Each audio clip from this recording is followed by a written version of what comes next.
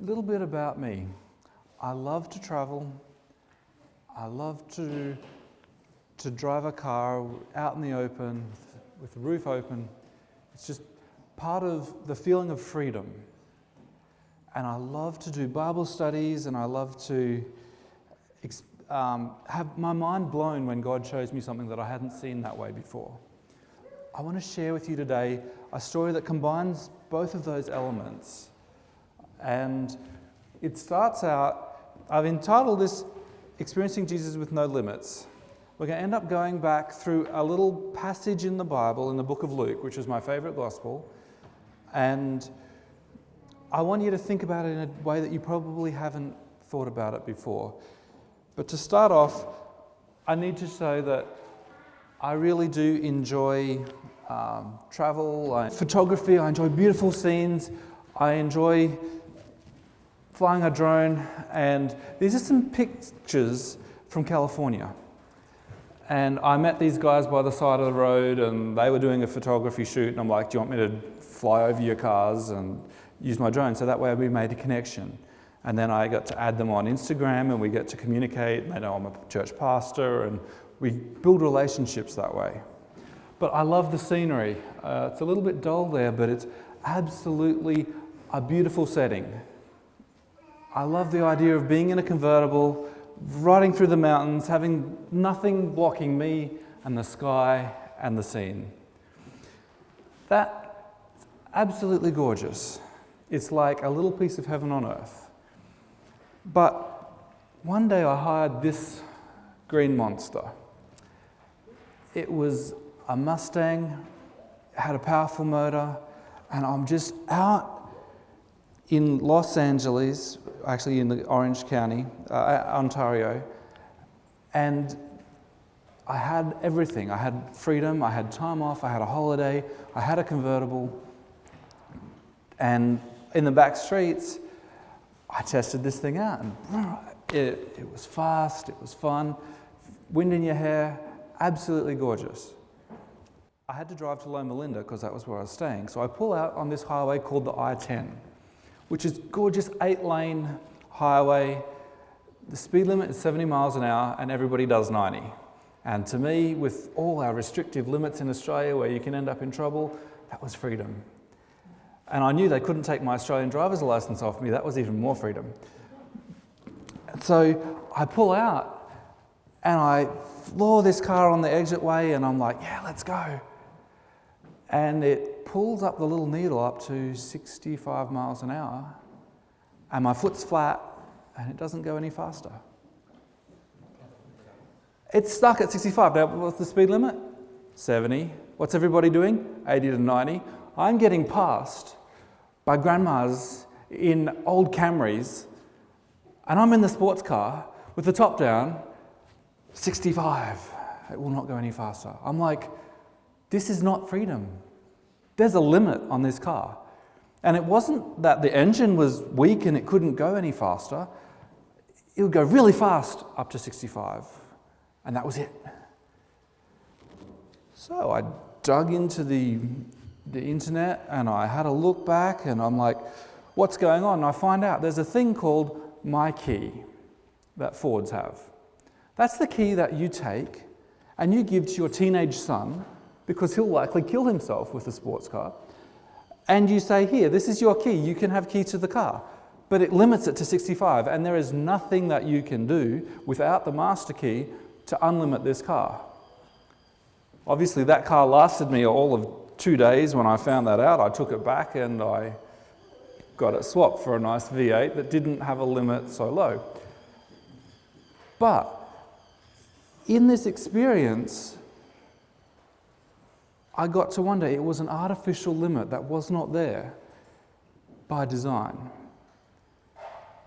And I was thinking about, back to our Christianity, are there some things that we live with an artificial limit? Are there some times when our lives are artificially limited by what Jesus would love us to actually be able to do? And there's a story here in the Gospel of Luke, in Luke 9, that I want us to turn to and have a look at, because I think Jesus might just be a little bit annoyed at some of our limits. So if I can get you to turn your phones or your Bibles, because we're going to spend our whole time here in Luke 9. And I'm already in John. Okay.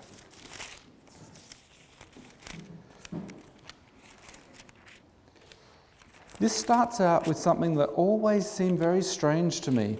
And this story I love because I love it when you look at a Bible text and you're trying to work out, why on earth did Jesus say that? It makes no sense. And then you read some of the commentaries and their examples just don't do justice for you. They're like, yeah, maybe no.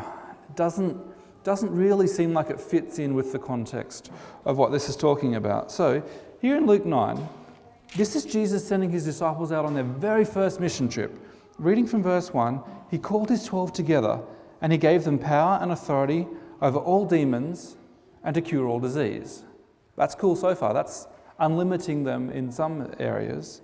But then he sends them to preach the gospel and the kingdom, to heal the sick. And then he says, have a look in verse 3, take nothing for your journey. Don't take a staff, don't take a bag, don't take bread, don't take money. And don't even take 2 tunics. Whatever house you enter, stay there, and from there depart. And whoever will not receive you when you go out, shake the very dust off your feet as a testimony against them. So they departed and went through the towns, preaching the gospel and healing everywhere. Now, this happens right after Jesus shows he's got the power over death, because he's just done a healing and then bring somebody back from the dead in Luke 8. Luke 9, he goes and sends them out and he gives them power over demons. He gives them power over sickness. But then he says, don't take anything for the journey. And I often said, why, Jesus? You're about to send them out on a mission campaign. When Anders sets up a church, we give him pull-up signs. We give him an organisation that will support it. We say, here's a budget that you can use to try and find a facility, right? Why, when Jesus is sending the disciples out, does he say, actually, don't take any money, don't even take food, don't take clothes, don't take anything that you really don't need just to walk to the town? I was sitting there, why are you making this restrictive? And there are some people who are like, well, maybe there were robbers on the road, and if these guys were carrying money around, they could make them a target to be... Well, you don't have to carry a huge amount of money to not be a target to that. But I think Jesus has actually got something a lot deeper that he's trying to get to his disciples in this passage, because of the way Luke writes what he writes next. The one thing I love about the Gospel of Luke, right at the start, he says, I'm writing this an orderly account, a well-researched account. He's not giving a history of a diary and saying, okay, on this day Jesus did this, and then Jesus did this, and then Jesus did this. He's gone and he's researched all this stuff, pulls it all together, and then organises it to make his point. So when we're looking at the Gospel of Luke, it's very easy to go and see, okay, what story comes first? What came before it? What comes after? What are the aspects that he's trying to bring out so we can actually learn to get his point? So I want us to slowly come through what happens here.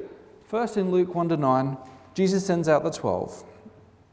They go out on their mission and they are so successful that 5,000 people come just to try and see who this Jesus is.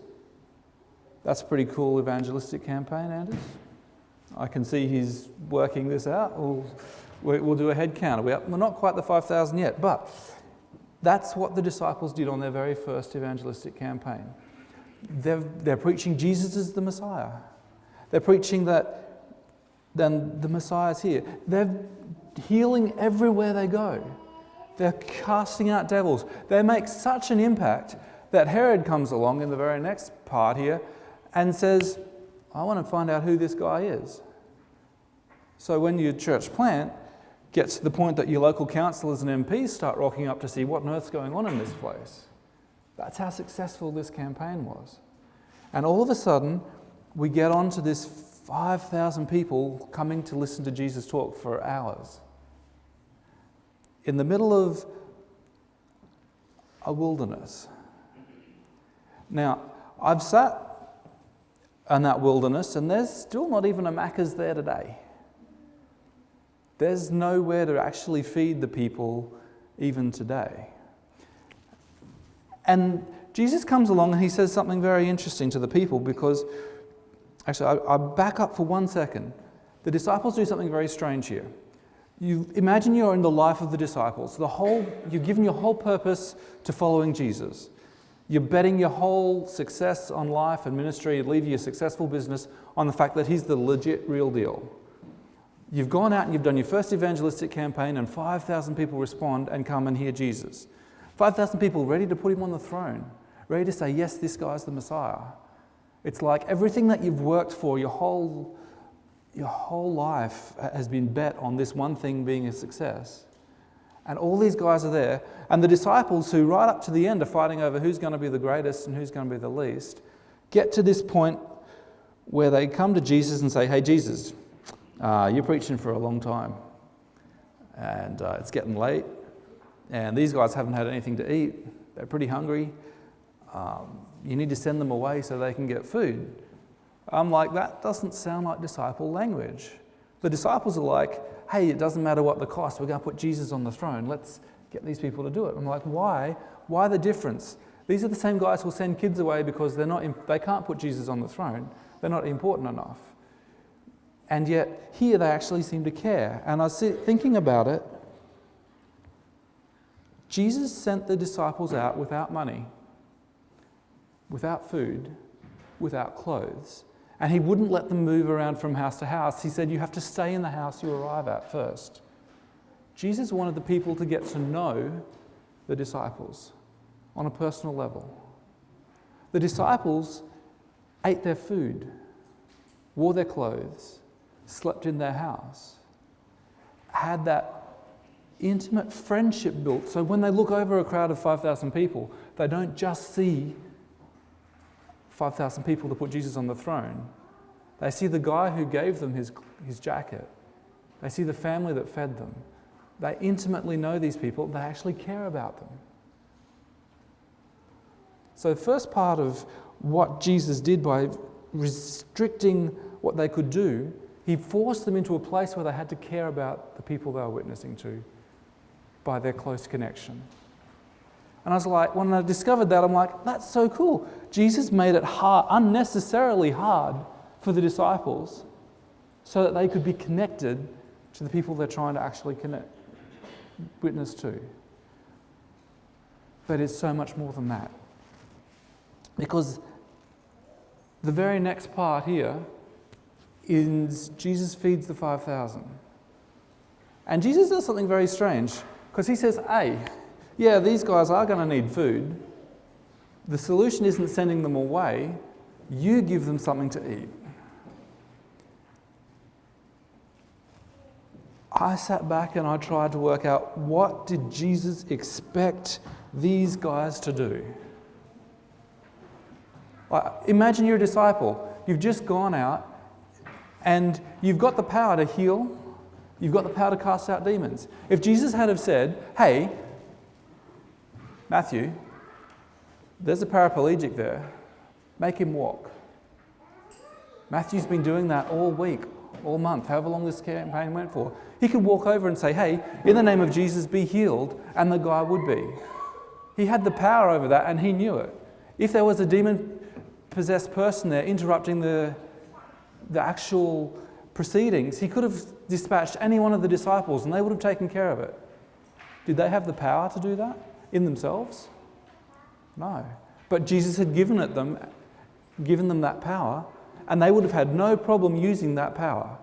So now Jesus says, give them something to eat. And they're like, whoa, we have a look in the disciples. They even calculate it would cost this much of a year's wages to actually try and feed all these people. If you haven't looked, there's no shops here. We can't even buy it. What do you expect us to do? Because there is no way we're going to be able to feed these people. Heal people? We can do, no problem. But this that you're asking us, Jesus, requires money. The only way we can feed these people is with money. And I was sitting there thinking, why are you asking them something that you haven't given them power over? Why is Jesus asking the disciples to feed people when he hasn't said, you can just make food appear out of nowhere as well? That would have been kind of cool in his dismission topic. But then go back. When he says, take nothing for the journey, neither staff, nor bag, nor bread, nor money, that is actually Jesus giving them permission to say, you can complete your mission without any of those things. Whatever you need is going to be supplied. We look at that today and we'd be like, okay, there's going to be a rich guy in the crowd that we can appeal to and say, hey, we need you to bankroll lunch. But that's not what Jesus had in mind. He says you can do it without money. If there's a need in ministry, in the gospel, you can do it without money. And the strange thing is the hard things in life, the things that you've had to struggle with and trust Jesus to come through on, are the things that prepare you for the greatness that's to come. Because the disciples had to struggle with going into a brand new town with nothing to eat, get taken in by somebody and have all those needs supplied.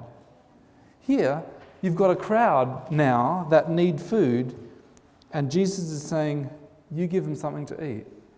He's given them permission by saying, in the first part, go and complete my mission and take nothing to do it. Whatever you need is going to be supplied.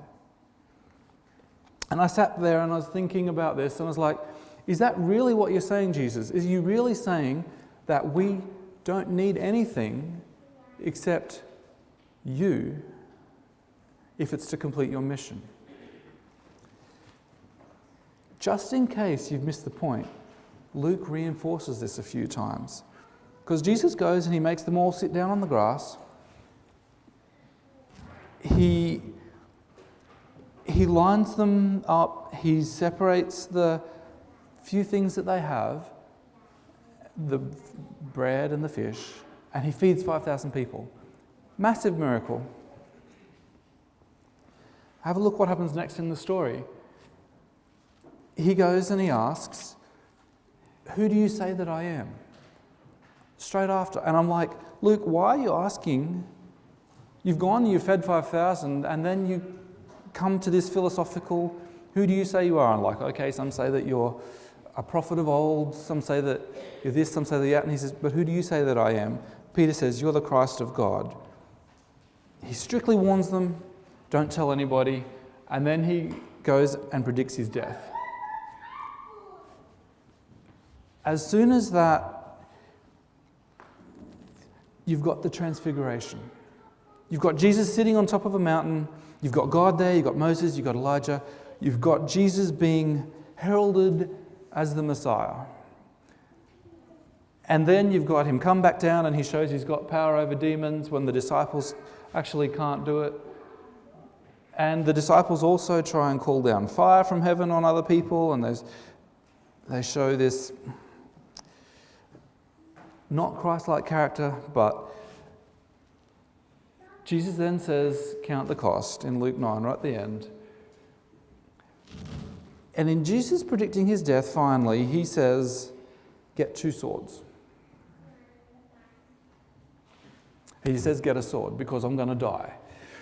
And I want us to have a look, actually, sorry, I'm in the next chapter, in Luke 9.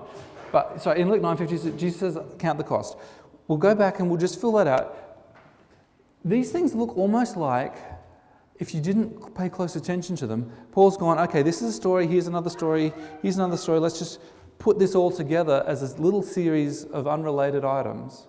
But if you look at the theme that goes right through them, the theme is, Jesus is enough, even when you've got nothing, because he's the Messiah. The whole thing hinges on Jesus being God. The whole thing hinges on Jesus having complete power over everything, including food, including finances, including money, including the evangelism.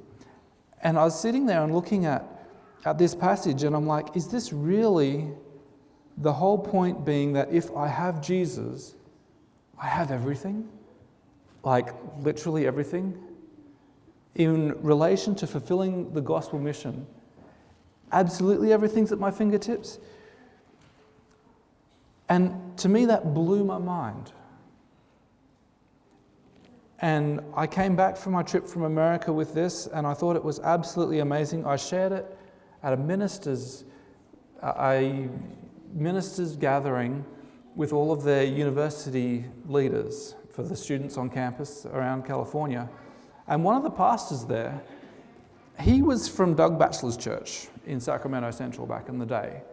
And he was so excited by this, and he's like, well, we've got this budgetary committee that comes up, and we're looking at cancelling funding for a few ministries, because money's still coming in, but we're a little bit tight, and we're looking at rolling back just to be financially secure. If we look at this in faith, we should just go and keep it all running. And all of a sudden in my head, I was like,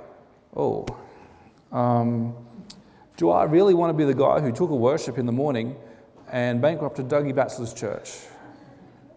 That's not really a good look that I'm looking for.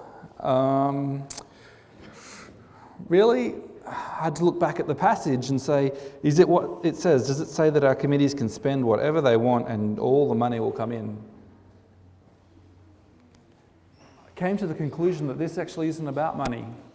It's about Jesus doing the work without money. It's about every need, including money, if it's necessary for the mission, being supplied. But what blew my mind was I was going to share this at some people at Heartland. I was staying with a minister, and he said, have you had a look at Luke 22:36? Because Jesus quotes this passage from it, and I'm like, I don't get what Luke 22 has any relation to this passage. And it took me like 3 days of saying, well, Jesus, you're quoting it. Why? What does it mean? Because this is another passage that I'd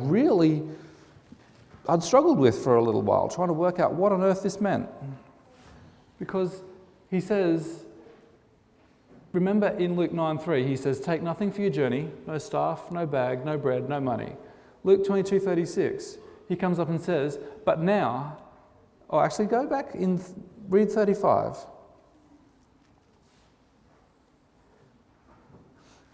He says, when I sent you out without money, without bag, without knapsack, and sandals, did you lack anything? So he's referring back to this whole experience that we've just got happening in Luke 9. And the disciples, they say, no, nothing. We didn't lack a single thing. Then Jesus says something that's very strange. But now, he who has a money bag, take it, and likewise a knapsack. And he who has no sword, let him sell a garment and buy one. I'm like, well, now this is a complete reversal of what happened in Luke 9. All of a sudden, he's saying, you need money, and you need swords. And he knows what's coming in Gethsemane, right? And here, Jesus is saying, buy a sword. I'm like, but your kingdom's not of this world, Jesus. This seems so strange. Why would you tell them to go and arm themselves? You're accused as a band of robbers. You're going to prove it? Okay, the prophecy says that they'd be like that. Well, how's it? And then he says, for I say that which is written must still be accomplished in me. And he was numbered with the transgressors.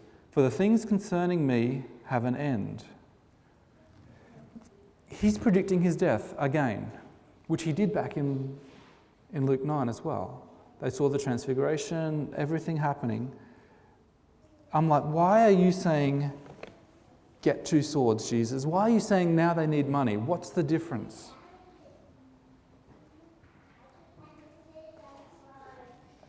And the disciples come up and say, hey, Jesus, we've got 2 swords.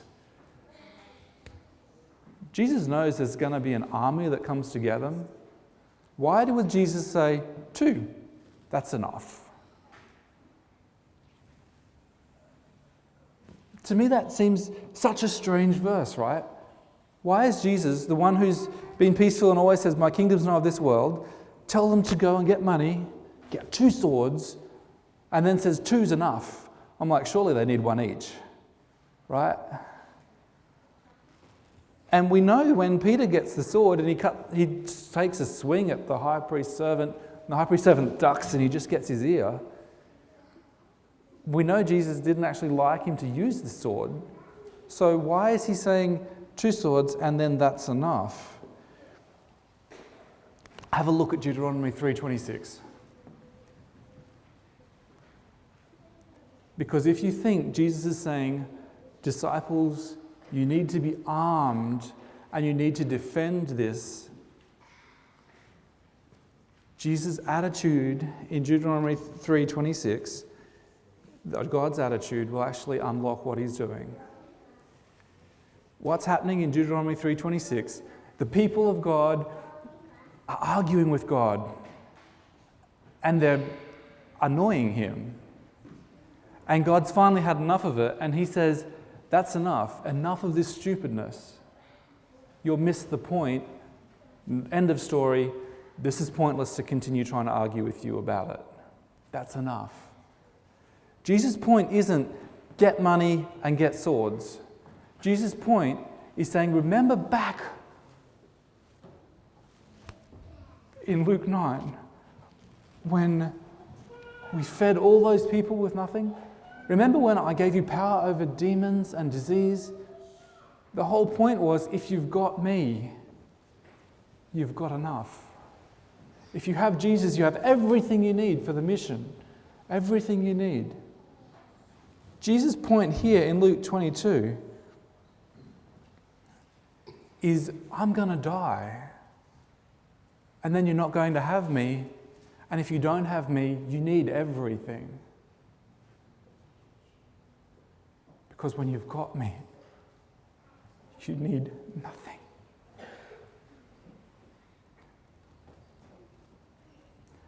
And so Jesus' point here isn't about arming the disciples. It's about letting them know that he's going to die and he's going to be taken away. And if you lose Jesus, you lose everything and all you've got is whatever you have. But if you've got Jesus, you have everything that you need. Even in the wilderness, you can feed 5,000 people. Where there's no Maccas, there's nobody that can put on a party that big and feed people, regardless of who bankrolls you. Jesus can do it. When I was in America, I had a friend who's the most intense, rich man of prayer that I had ever met. And he came up to me and he made this challenge. He says, you know, if you've got Jesus, you've got everything after I told him this story. Let me tell you a story. And he says, it's faster to ask God how to build a zip line than it is to ask Google. I'm an ex-IT expert, right? That was my job. I know when Google gives you search results and how fast it can give that response. And I'm like, Google's pretty quick. You're telling me you can ask God and get it done faster. Explain. And he says, well, I have this farm and I have like a couple hundred pathfinders that come to do their wilderness survival training stuff every year. And they canoe on my lake and all this stuff. And I asked them at the end of one year, I said, what do you want to see here next year? And they said, almost unanimously, we want a flying fox. We want a zip line. And he's like, okay. And he goes back to God and he says, God, I got no idea how to build a zip line.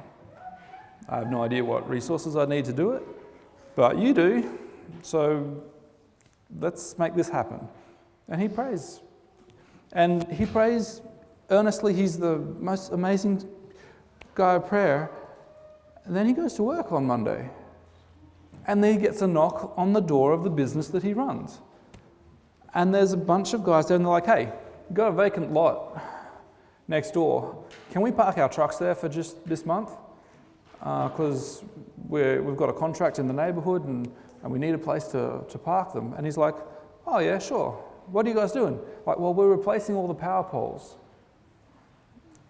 And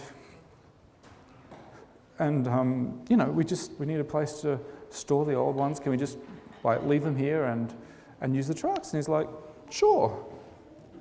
And then he says, hey, those old power poles that you pull out, are they all wrecked? Or some of them still got some life left in them? And they're like, what are you thinking? And he tells them this story about all the kids and the zip line. And they're like, we'll take care of you. On a Friday afternoon, he gets a call, and they say, hey, there ain't no way you're going to be able to fit these telegraph poles on your trailer, so give us your address, we're going to deliver them for you. Is it a convenient time? And he's like, it was not a convenient time. But I did not say no. So they get this big truck with all these telegraph poles, and they deliver them to his house. And then they say to him, hey, so where do you want them? And he's like, oh, you just leave them over there. And they're like, no, where do you want them? We're going to set this up for you. He's like, well, across the lake, on the top of that hill. And they start digging holes and putting up these poles, right? Because they install telegraph poles as a profession. They're pretty good at it. Except that they can't get the truck up the top of the hill. It's too steep. It's a massive truck, and they're like, well, hey, look, we've tried, but we couldn't get it up the top. And he's praying again. He's like, God, I can't do this by myself. I need that pole at the top of that hill. You've brought the people here. You've given them a willingness to actually install them for me for nothing. I need this to happen. And one of the assistants says, hey, if we take this big truck, instead of trying to drive around the nice side of the hill, if we just take that steep part and we launch it up there and just drive it really fast, and the boss isn't too happy with this idea, but eventually the boss is like, okay, so they take this massive truck and they launch it up the side of this hill. They get the pole installed. And as they install actually enough poles to build a whole platform around this zip line. And then the guy says, so do you know how to string this up? Do you have wire and stuff? And he's like, I'm a businessman, I can probably get my hands on it. The boss says to his crew, string it up. So it's anchored, it's strung up, everything professionally done to the same standard that they would do power lines. Didn't cost him a cent. Have a look. This is it.